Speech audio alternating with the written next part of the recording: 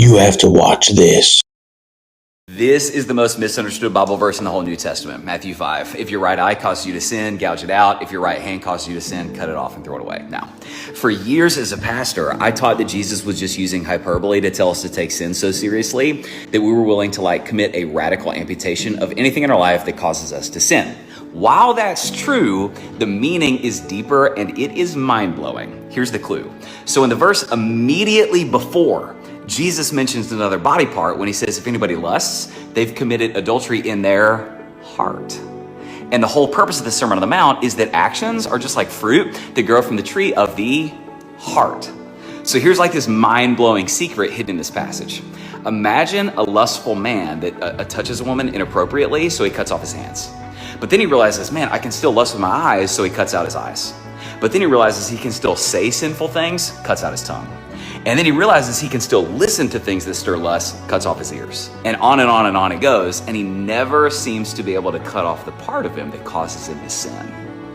Jesus is saying, in order to do that, you're going to need to cut out your heart, and I can do that for you. In Ezekiel 36, God prophesies that someday a new heart I will give you, and I'm going to put a new spirit inside you.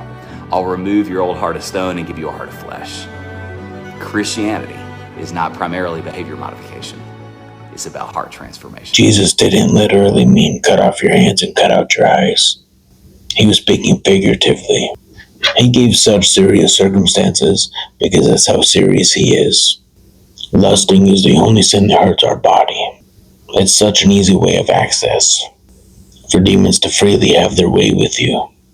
In many ways, worrying, fearing, being anxious, having disease, having sickness. Jesus is trying to let us know how serious it is for us to be careful what we let into our gates, our eye gates, what we speak out of our mouth, what we smell, what we feel, what we listen to.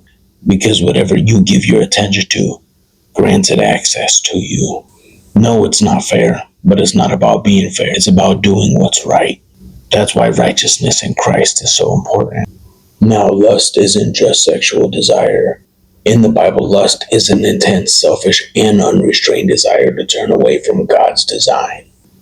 I want to encourage you right now to ask God what you may lust over. And whatever comes to your heart, I want to encourage you to surrender it to Christ. Tell God, because your word says not to lust, I don't want to lust. Keep that heart posture and keep seeking God until you no longer lust. I want to encourage you to find a family member in Christ that will help you overcome this lusting.